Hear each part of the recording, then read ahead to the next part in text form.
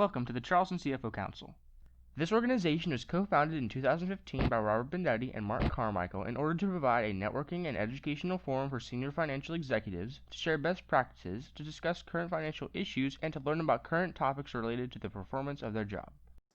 Gary Daniels is an early partner and early friend of the Upstate CFO Council. I am super excited and grateful that you're here today. Gary, introduce yourself to the crowd, please. Hey, good morning, and thank you, Robert. My name is Gary Daniels, and I manage business development for our middle market team here in Upstate, South Carolina. We appreciate having the opportunity to sponsor today and to have Seth walk through his presentation. It's very timely and always very interesting, and we've enjoyed our participation with the CFO Council. So thank you, Robert. Well, thank you, sir. I'm going to mute you, and Seth, I'm going to introduce you. Gary spilled the beans yesterday and told you that I just sort of randomly find stuff on the internet and no need to send me your bio. And good news for Gary is I found so much I don't have time to share anything about Gary, which I found a lot. So if Gary denies your loan, let me know. So Seth, are you the Senior Vice President, Strategist, and Strategic Advisory Group at Wells Fargo, 10 years plus at Wells Fargo? Is that correct, sir? That is correct. Before that, Treasury practitioner, Treasury IT practitioner. Yeah, done a little bit of both. Kind of, my claim to fame is having seen it from all the different angles, from IT, from the Treasury practitioner side, been a treasurer, and certainly 10 and a half years in banking at Wells Fargo. Undergraduate in mathematics from Binghamton University and an MBA from the University at Albany. Correct. Now I lived in Georgia, so I said Albany. It might be, you might pronounce it fancier. Those two cities would be Albany and Binghamton. But you're in good company with Binghamton. President Ronald Reagan actually paid a visit while I was up in school. That dates me quite a bit. And he referred to Binghamton in front of half the city as Binghamton. So often confused. I'm taking that as a compliment. Absolutely. All right, Seth, this is where it gets sketchy, and some of this may or may not be true. All right. I believe you were born in Queens. Yes, sir. You're married with 3 kids? Correct. And is Tom Seaver the greatest baseball player of all time? Absolutely. Number 41. Were you a commissioner of a baseball league for 10 years, sir? That is correct. It was a little league for kids. It was an alternative league. It wasn't an official little league. And so I'm when I'm not being referred to as the Treasury Whisperer, particularly up here in Stamford, Connecticut, I am known as the commish. If you do not do something with these coffee cups, are you going to have to go to marriage counseling because of your obsession to Starbucks coffee cups? The funny thing is I've actually stopped buying them because we've run out of room. And so, here's to everybody this morning in the CFO Council. I don't know if we can actually see it because I think the background is kind of dimming it, but I'm drinking from a North Carolina cup this morning. Sorry, I don't have a South Carolina one. Someone will need to ship me one. Who's better, Meatloaf, REO Speedwagon, or Styx? Oh my goodness, that's tough. I was really enjoying listening to Meatloaf before. I would have to put the big guy at the top of the list. Okay, correct answer. And then finally, I'm not reading all this, but you have a long list of awards for your involvement in the community. It's really amazing. Not only the service, which is many, and the recognition, which is many, but I think of the long list I'm not reading, one of them I saw a Wells Fargo Community Service Award, I think in 2014. Is that correct? Yes, sir. Well, we are in good company. Seth Marlowe is, as he noted, the Treasury Whisperer, #TTW, which my teenage daughter thought was the coolest thing ever. And now I'm trying to come up with something. I'm trying to come up with like the CFO Sherpa or something. I'm just trying that out on you guys. But Seth, I pass the mic to you, and really looking forward to it. And again, I'll just be feeding you questions whenever you stop. Thank you, sir. All right, Robert, thank you so much. Good morning, everybody, CFO Council. An absolute pleasure to be here. As I said, that music was a throwback. I thought it was back to my college radio days when I DJ'd and predominantly did sports radio and sports talk before sports talk was even a thing. Anyway, like I said, pleasure to be here. My goal this morning is to educate, enlighten, and entertain. It's what I refer to as my 3 E's. And the discussion we'll have this morning is what I refer to as disrupt and transform. And the subtitle for that's actually not on the slide. I think that got lost in our rebranding, but it's strategies for your new normal. And what's interesting is that my group put this together before this newest new normal. And so it's not only was it relevant before, but I think it's ever more so relevant today in the COVID-19 world that we live in. And as a by the way, I don't know why sometimes I'm accused of oversharing a little bit, but I will. I like to pride myself on being an early adopter of technology.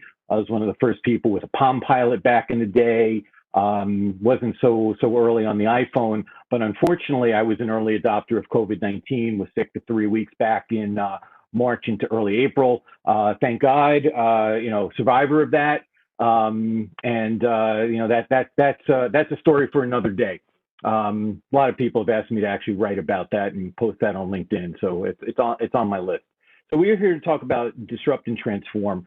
And so to get us started, I want to look at some numbers first. And the question I pose, and I don't necessarily need an answer here, but do you feel that your business, your industry is being disrupted? And that's even aside from the COVID pandemic world that we're living in. These are results from a survey done by The Economist, and they have this great group that they refer to as the Economist Intelligence Unit. I'd love to be a part of that. Anything that has a unit in it is actually fascinating.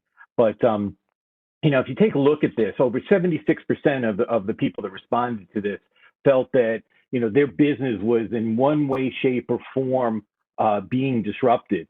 And I think this applies to a lot of us. Certainly, we're seeing this in banking. There are upstart banks. There are unusual mergers taking place right now in the industry. You see credit unions buying community banks. You see Amex, Visa, MasterCard are all buying into other areas that take them, further into payments, but into other areas outside of the traditional credit card world. We've got disruption in terms of new payment methods. RTP, real-time payments, is first new payment rail in 40 years. The Fed countering to say, hey, we're going to put together a real-time payment system as well. FedNow, stay tuned for that. That's still a couple of years away. But there's a lot of disruption going on. And what's always fascinating to me is how there's sort of the lag between what happens for us as consumers versus what happens to us in the professional world, in the finance world. And, I think we've gotten very comfortable with mobile technology. Everyone's got their phone virtually tied to them, and that's if they're only walking around with one phone. Whether you're buying from Amazon, you're taking, pickup from Starbucks or whatever the experience is. And now we all talk about experiences and outcomes. All of this has changed. And more we're starting to see this flow into the business world and B2B payments and all the actions that we're doing within the four walls of our organizations.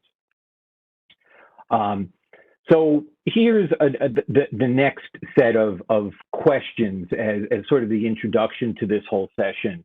Do you believe that AI, artificial intelligence, and machine learning are coming to finance, to your organization, whether it's treasury, FP&A, the general accounting area, all across finance. And what we're seeing, this is also from our friends at the Economist Intelligence Unit. AI is something that is certainly a driver, a lot of experimentation going on there, and a lot of real use cases coming into existence. The big data, which we'll talk about towards the end of today's session, likewise, something that you can't get to AI. It's actually interesting that the numbers on big data here are smaller than the AI numbers, which is kind of an interesting skew here. To me, it's always been, always will be about the data, and you can't really have good AI models without big data behind it and strong data to back it up.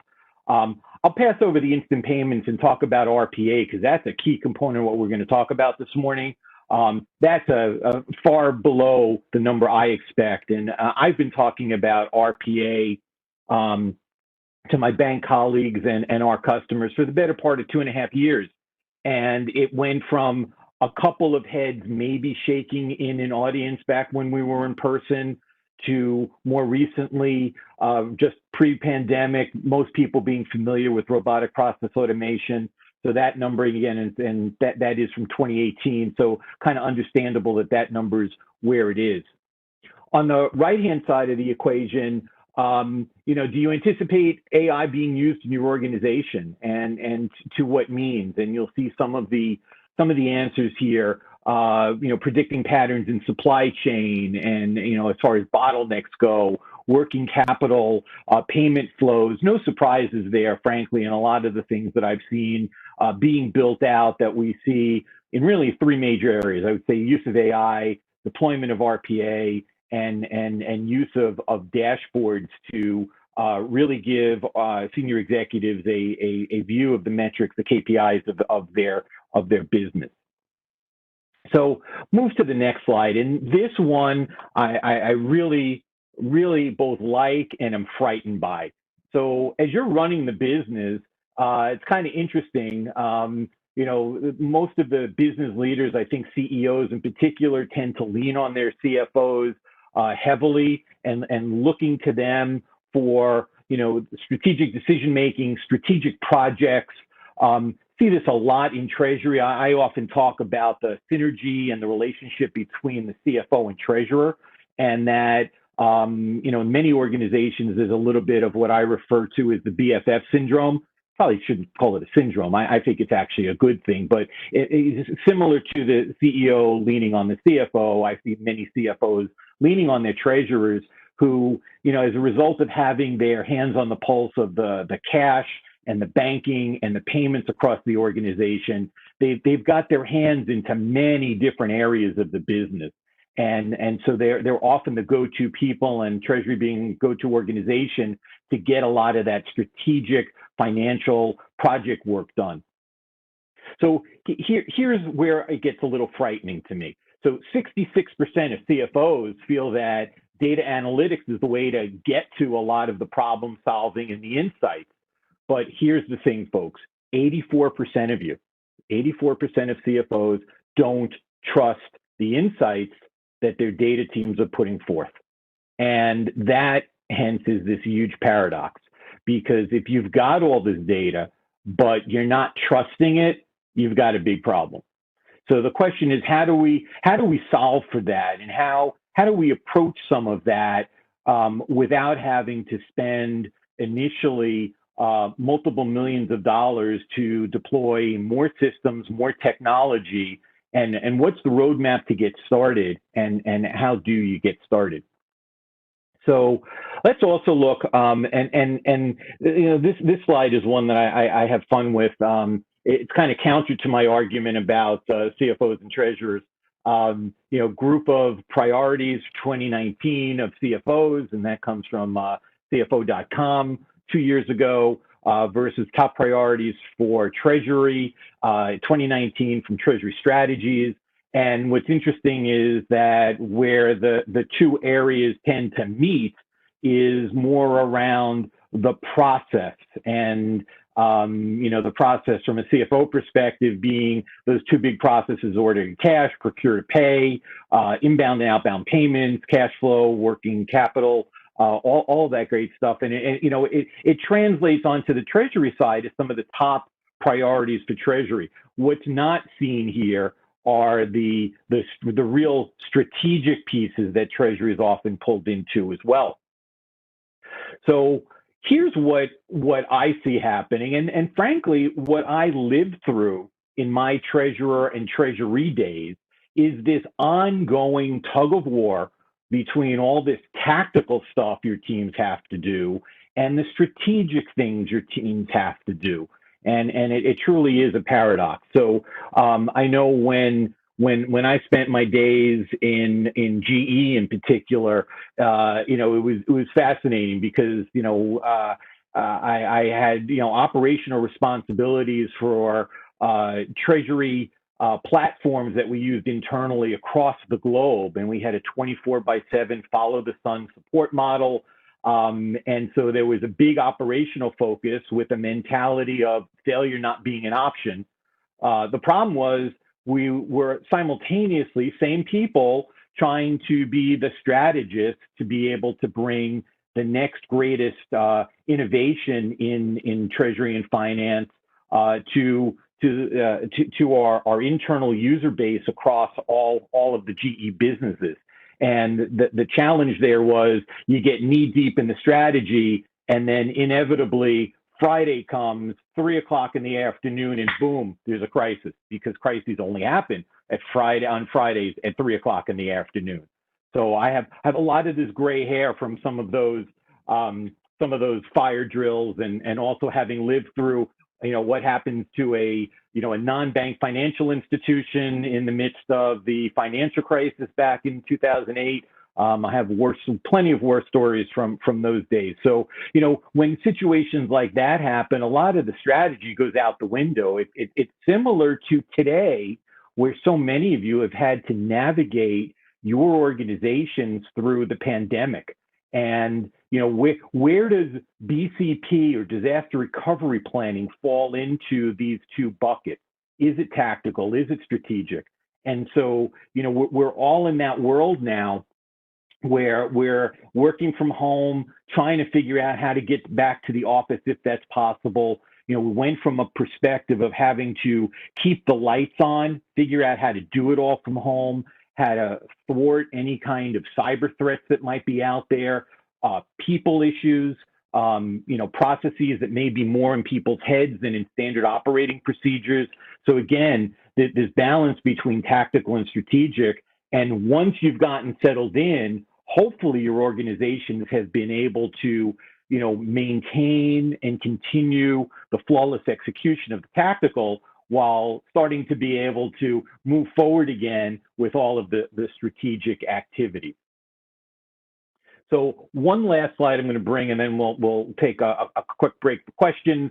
Here are, some of the, this to sort of reiterate some of the technologies that are being adopted as part of organizations' digital transformation.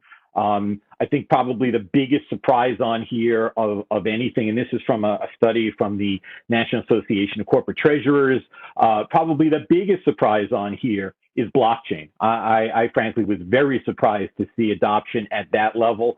I'm not experiencing that in what I'm seeing with the customers that I talk to, but the other areas, certainly the RPA, dashboarding, significant areas. So kind of validate some of the slides that we've already looked at.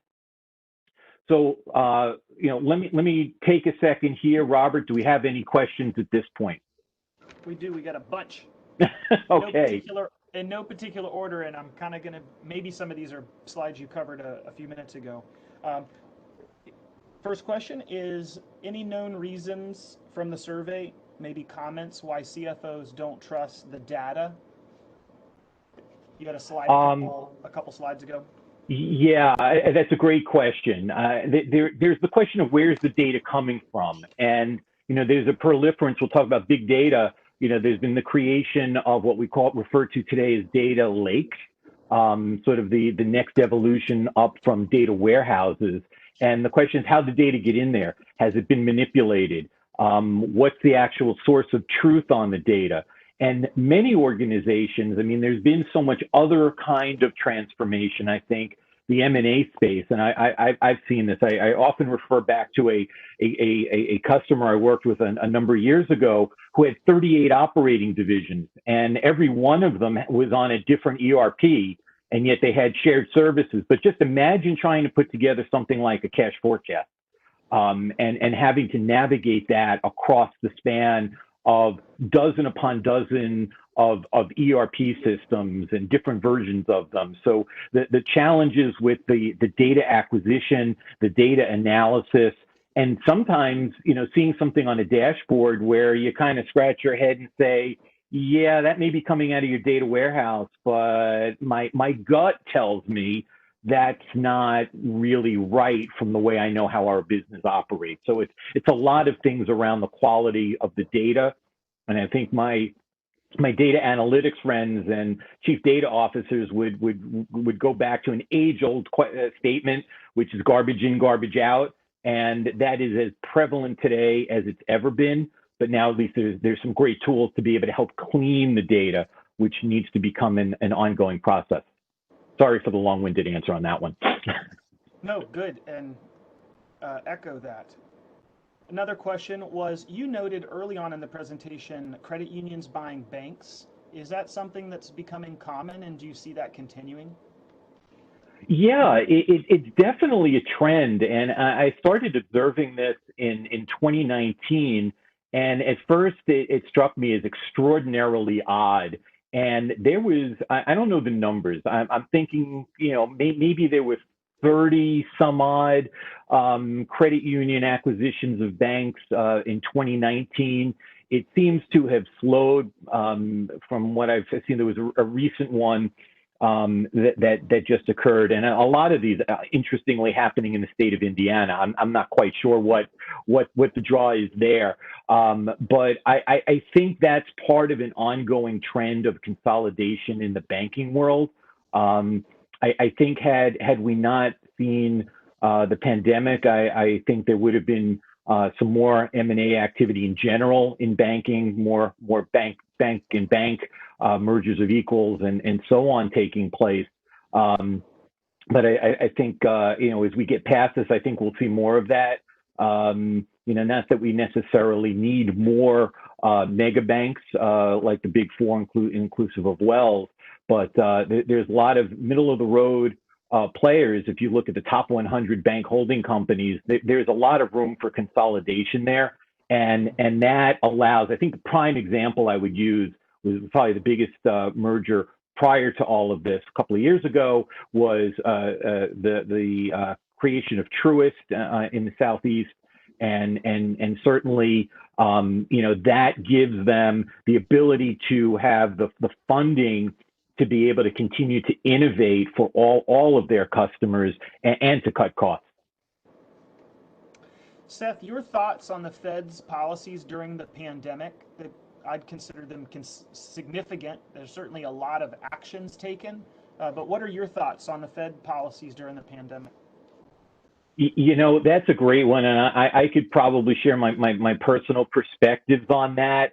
I would say I would actually prefer not to go down that path. It's a little bit of a rabbit hole. I'd prefer to leave that for our Wells Fargo economists who are much closer to it than I am. Last question, and I've got more, but I'll hold them. But just it's kind of a combo, two angles to the same question. You mentioned some emerging in innovation within Treasury, payment methods emerging as leaders for B2B, or Treasury and finance innovation over the next 3 to 5 years. What are your thoughts on that? Well, I think there's definitely a movement towards real-time payments and real-time Treasury, and I think that's where we'll see most of the innovation. It's being able to create business-to-business payment experiences that are easier and better. I think the other interesting M&A area. I mean, the payments world itself is so hot. We've seen so many of the major merchant processors merge. There've been big deals that have happened with FIS and Fiserv. One of the more recent ones, supply chain and expense management vendor Coupa. Bought a treasury management system vendor, Bellin, one of the largest in Europe. So I think there is an attempt to bring a lot of the payment-related activities, under multiple houses, and to help corporates to be able to simplify their processes.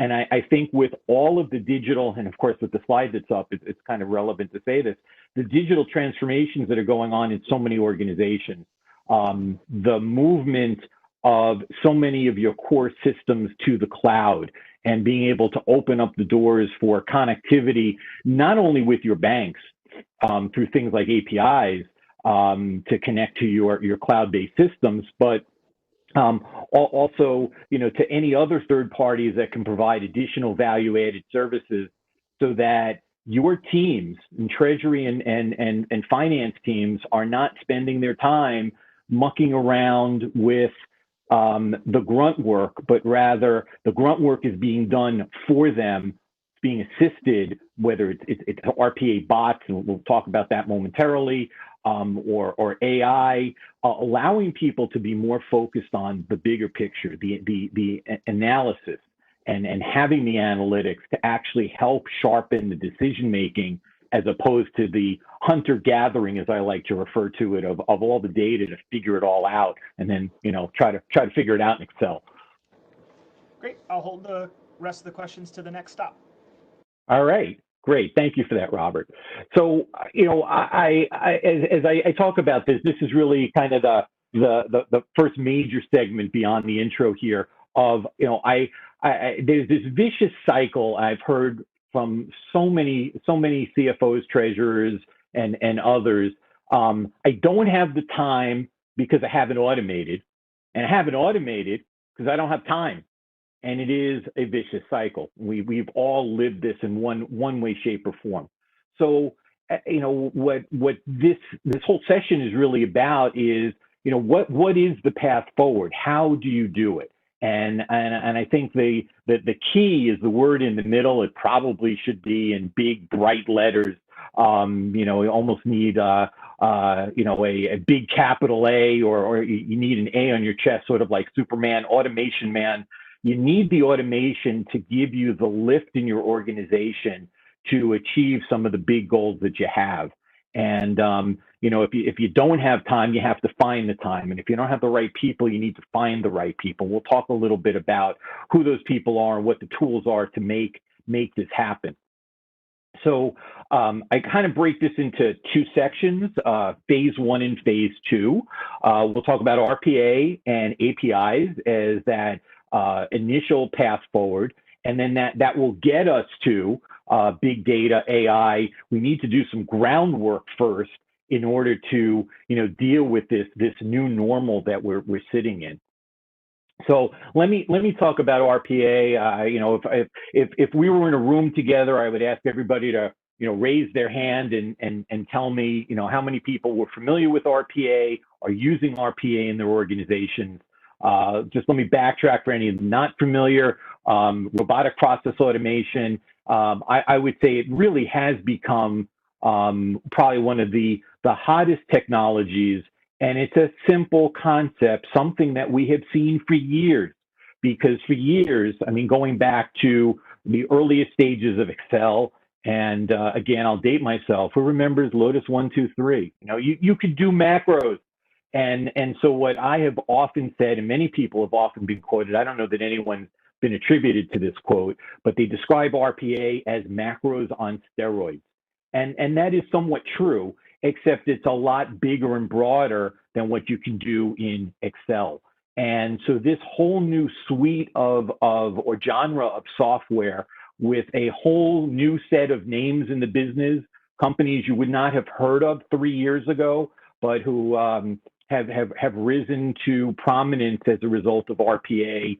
are very much leading the way. And so, we've got a list on the right-hand side of the slide of some of the organizations that are providing some of this RPA software. I like to refer to the big three, which are the three at the top of the list: Automation Anywhere, Blue Prism, UiPath. Not an advertisement for any of them. I will tell you, Wells is using several of these products, but those are the big three. Microsoft has made a big push with a number of their Power apps that they've put out there. There's Power BI, Business Intelligence. And more recently, they've come out with Power Automate, which is their RPA solution as well. So a lot of those have become far more commonplace.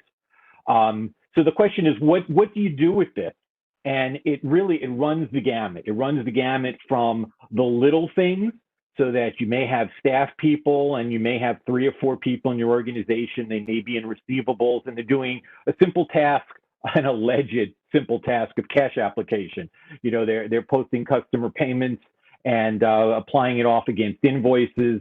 Depending on industry, that can be a lot easier said than done, with things that are deducted and trade promotions for anybody that's in the consumer products world. I lived in that at Pepsi and Dannon for many years, so I've got scars and gray hair from that too.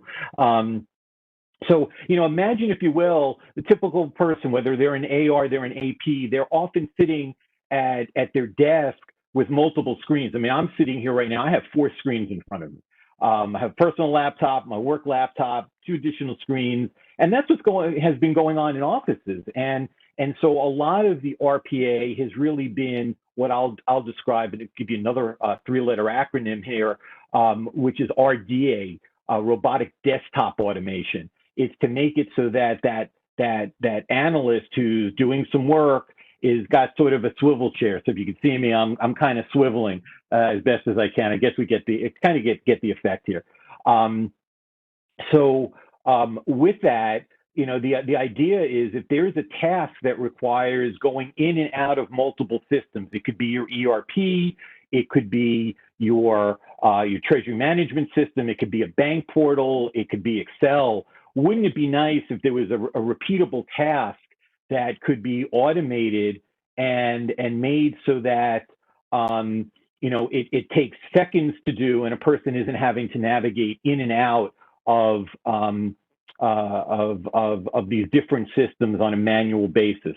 And so what we see is the deployment of this initially for small tasks that may be for a single person, something that's done, maybe it's a 20-minute task that, collecting information. Great example I like talking about is, collecting FX and capital markets rates for the day. And maybe there's, a distribution that goes out. And so it's collecting all the information, it's recording it, keeping track of it for posterity, so you can go back in time. It's all done in Excel, and then it gets emailed to a dozen people. But it takes whoever's doing it 20 minutes. So, in many cases, what we see is that becomes an initial test case for RPA, or the situation I described before, the company with 38 divisions. Maybe the way to collect the data for a cash forecast or sales forecast is to actually use RPA to connect to the different systems and to be able to pull the data. And so instead of the person spending their time, as I said before, hunting and gathering to pull it together, it's all happening at a push of a button. That RPA bot, we call them bots or robots, goes out and does the work. Maybe it takes 30 seconds, maybe less, maybe a little bit more.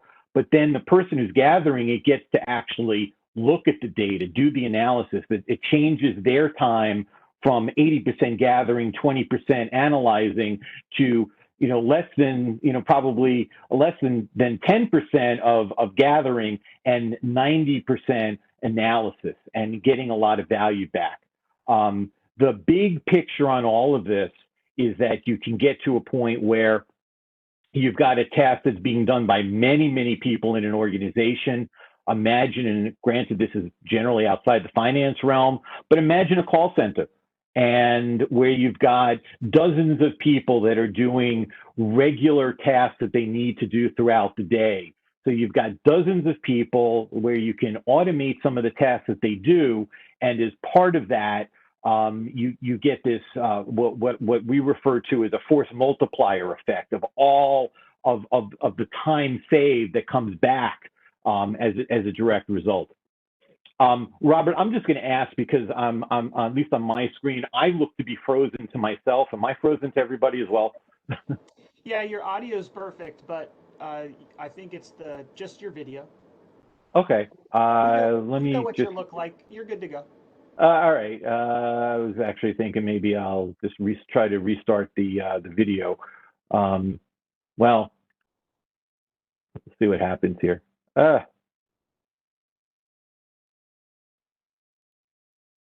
All right, can you still hear me? Yes, we can. You're good. Okay. All right, because it does look like my screen has frozen. Gotta love that. So let me keep going. Fortunately, the slides are still progressing. So, this slide, this is my bingo board. And these are a lot of the different things that you can do with RPA and RDA, as we talked about. I'm not going to go into all the details. We'll make available this slide deck for you, but this will give you some ideas if you haven't ventured into this world of the kinds of things that you can touch and do with the technology. So what I want to talk about with this last slide on RPA is kind of the journey and how this starts in many organizations as kind of a low-cost means to getting started. It often starts with what I refer to as a citizen programmer or citizen developer. It's one of those really tech-savvy people that's on one of your teams, and sometimes it's I won't say shareware, but it's a trial version of an RPA tool, and a lot of the vendors offer that. And what we find is that there'll be one person on your team who says, hey, this is a pretty cool tool, and let me see what I can do to take one of those tasks I do every day and automate it, because it's really annoying, and I need to collect more Starbucks mugs because so that I need to have more coffee breaks. I need less time spent on the mundane. So with that, there's this effort to build it. And then, Joe, who's built it, goes over to Mary, his teammate, and says, hey, can I show you something really cool? And I got the software and I created this bot. You want to see my bot? That could be a whole harassment issue, but we'll leave that to the HR people. But, in sharing that bot, it starts to trigger the idea generation of, oh, gee, I've got some tasks that could be automated. And then that citizen programmer says, well, let me try to hack away at that and create something. And they end up creating a number of these. So this is really a grassroots approach to how to do it. And, then, at some point it gets brought up to a manager, maybe a treasury director, maybe the controller, maybe the treasurer, and there's suddenly it's well, we've created 10 of these. It's really helping us. I've gotten all this time back. By the way, I now created a dashboard for some other things that we're working on.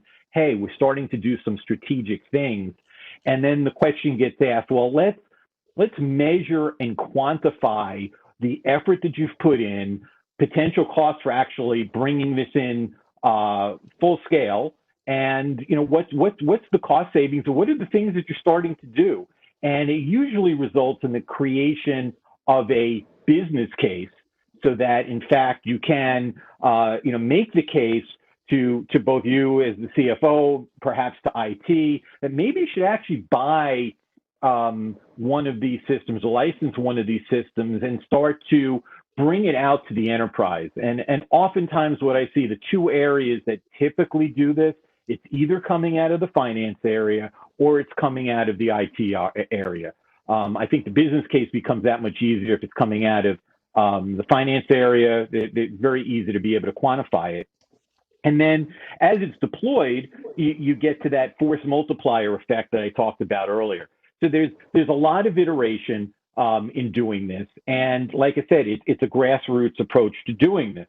Now, this isn't everybody's journey. There are a lot of organizations that realize this is something they should be doing, and they've created the budget for it, and they've gone and done it.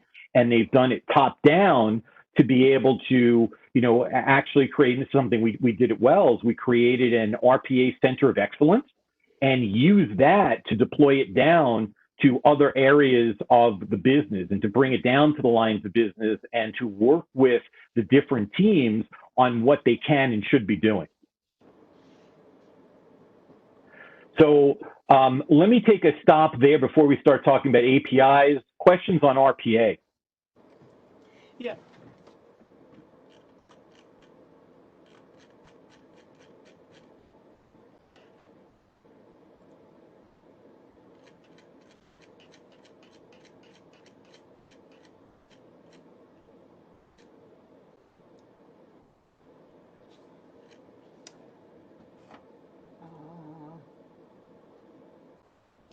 All right. I'm not hearing anything, so.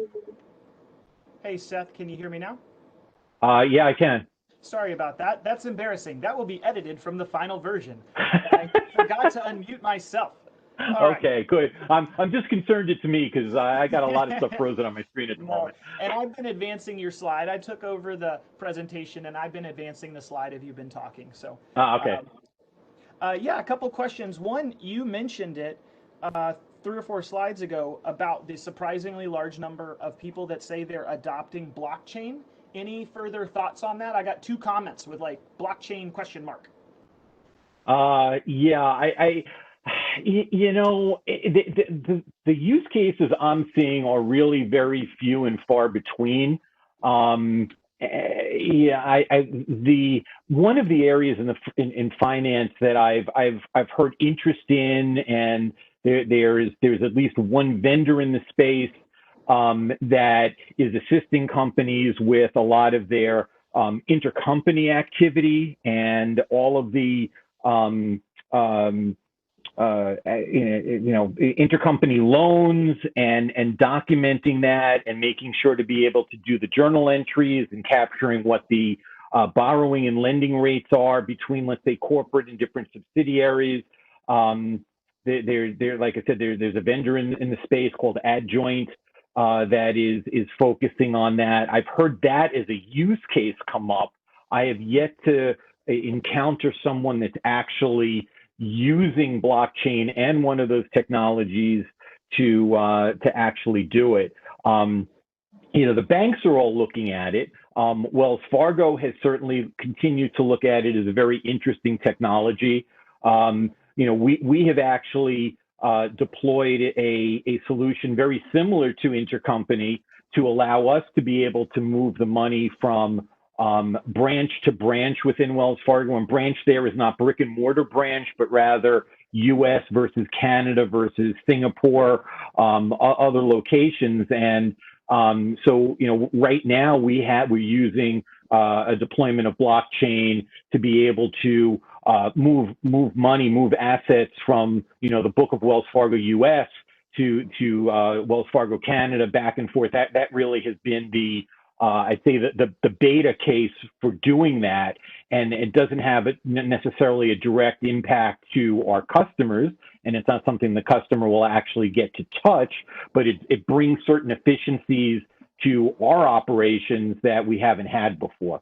So it's out there, but I just, in general, I'm not seeing and hearing anywhere near enough of it that affects us in the finance world. I'm going to combine 2 other questions around RPA. On slide 10, Seth, you have some use cases and you have some technology examples for RPA. Any advice for a new adopter or a first user that here's a good a test case for somebody new, maybe either to pick this kind of use case or this kind of technology as being easy for the new gal or new guy to RPA? Yeah, that list of use cases is actually, I think, addresses just that kind of question. The bottom line is start with something really small and very manageable. Start to understand how the technology works. Some of it doesn't require programming per se. A lot of these tools have now become literally drag and drop. So if it's something like, being able to get information from, let's say you have multiple bank relationships and you're getting information reporting daily from multiple banks, being able to potentially connect to the bank, pull down the reporting, consolidate the reporting, load a cash position worksheet in Excel. That's a great starting point. The FX rate example I gave is another one that I've seen. Possibly trying to create journal entries from the cash reporting that you may have. See if you can actually do standard two-sided journal entries out of the BAI reporting. So those are some great places to be able to start. Data consolidation of budgets, things like that. Seth, I'm going to hold the rest of the questions. I've advanced to the API slide, and we're at about 5 minutes, just to give you some time. Okay. So I don't want to touch a whole lot on this slide, but in essence, big picture on APIs, these are application programming interfaces, and at its essence, it allows two computer systems to talk to one another. This is literally the glue that has allowed for all those amazing experiences we as consumers have and expect each and every day.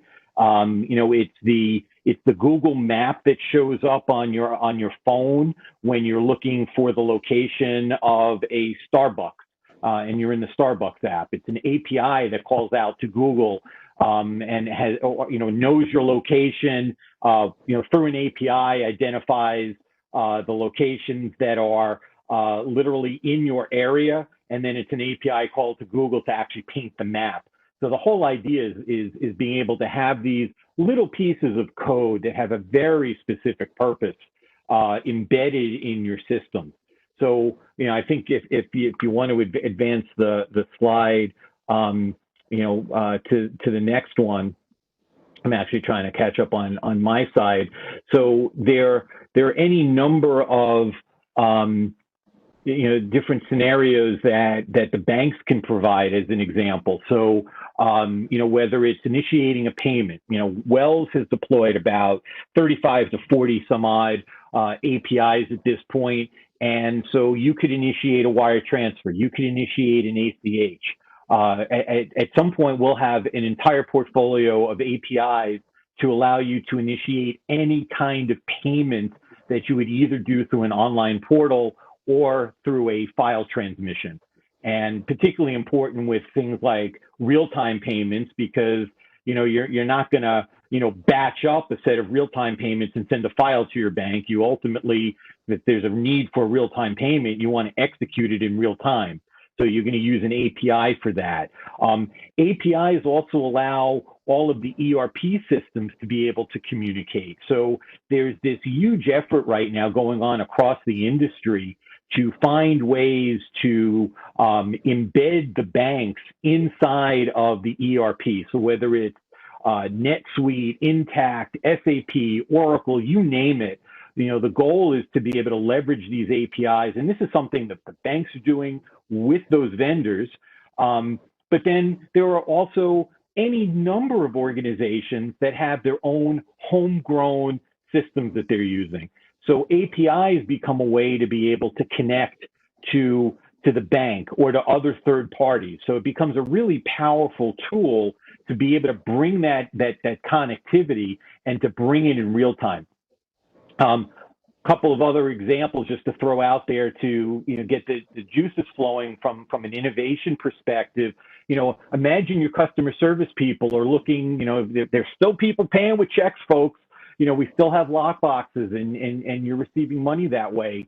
Customer calls and they know they've paid, check's been cashed, but it hasn't been applied to their account. Wouldn't it be nice if somebody on the receivable side or a customer service team could actually just click a button and out of their, either their CRM or their ERP automatically connects to the bank and pops up a copy of the check to actually see that the check was received, and to then be able to figure out, maybe use a bot to then figure out how that cash was actually applied, if in fact it was really received. Or we can actually deliver images, same way Google delivers a map to an app. So a lot of different capabilities built into this. So, we have this on slide 14, there's, a similar API bingo board of some of the things that you can do. And so what I suggest to you is that in addition to an RPA journey, there's also a bit of what I would describe as, and this is on slide 17, an API journey, discovering what APIs are available to you. What APIs, do your banks make available to you? Have they created? What about your software vendors? What have they created? To what extent is your IT organization familiar with this? I think what we typically find is that IT is very familiar with APIs at this point. Finance is sort of a lagging indicator on this because, frankly, most of the time we're using packaged software, and there hasn't been the need. But now we're looking at being able to bring these things together. So I again, make the suggestion to you that, it could be a citizen programmer. It's probably more likely someone in IT who's going to assist with the APIs. But the interesting thing here, and this is where the technologies kind of meet, is that the APIs can actually be initiated and called from an RPA bot. So as you get more sophisticated in your building of bots on the RPA journey, you can start venturing into the API world and bring some of that connectivity in right there if you can't directly connect into your core systems. Let me stop there because we are short on time. Let's just see if there are some API questions I can address. Seth, if you don't have a citizen programmer, I got a couple questions about where do you find these kind of people? What's a keyword to be looking for in someone's experience or skill set? I think what you want to do is you want to look for people who have, created, they may refer to it as macros. They may refer to dashboards that they've created.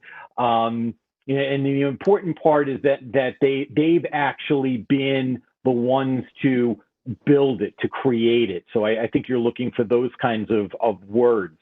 The other surprise place that I suggest people look under the covers a little bit in your own organization is in IT. There are plenty of people in the IT world who've said, I really love the stuff that I do, but you know what? I want it to be more applicable to me from a business perspective. And I've seen, and I'm actually, kind of came from that world. I made a move at Pepsi from supporting treasury and IT to actually running treasury operations. I've seen many people who have made the leap. I've seen people go both directions, frankly. But there may be people that are really primed to do this. There's a lot of teachable things in the finance world, particularly treasury, where you don't necessarily need to be a CPA. And I'll certainly talk to the fact that I did my fair share of, getting my journal entries backwards for a while until I got the hang of it. That's okay. You can reverse a journal entry. But the reality is the technical skills is really what you're looking for. So look for the use of tools like Power BI, Tableau, Microsoft Access, people that may be on the side as a volunteer or a webmaster for a website, things like that. I think are ways to find it. Well, Seth, that was awesome. You are awesome. I really appreciate you doing this. I've got a bunch of other questions that I'm holding, but I will be sharing your contact information, both you and to Gary's. And I think a couple of slides, you had the verbiage journey and how true. And you don't have to go at this journey alone. Any journey, you need a coach or a partner. And having worked with Gary and having to meet and talk with Seth, I really think that they'd be great people to consider for any of these treasury-related use case reviews or technology reviews. And if your financial institution doesn't offer these type of resources and this high level of talent, then it might be time for a quiet conversation with the folks at Wells Fargo and Gary and Seth in particular. I will be sharing their contact info and this deck. So if you want to look back at slide 10 and see the technology to consider, it will be at your fingertips. And then finally, as always, I'm going to post something on LinkedIn thanking Seth and Gary. And if you would please like, comment, and share, it would mean so much to me. And you have the opportunity for good karma and a coffee mug once we get out of our bunkers and we start having social interaction again. Thank you all very much and have a great day.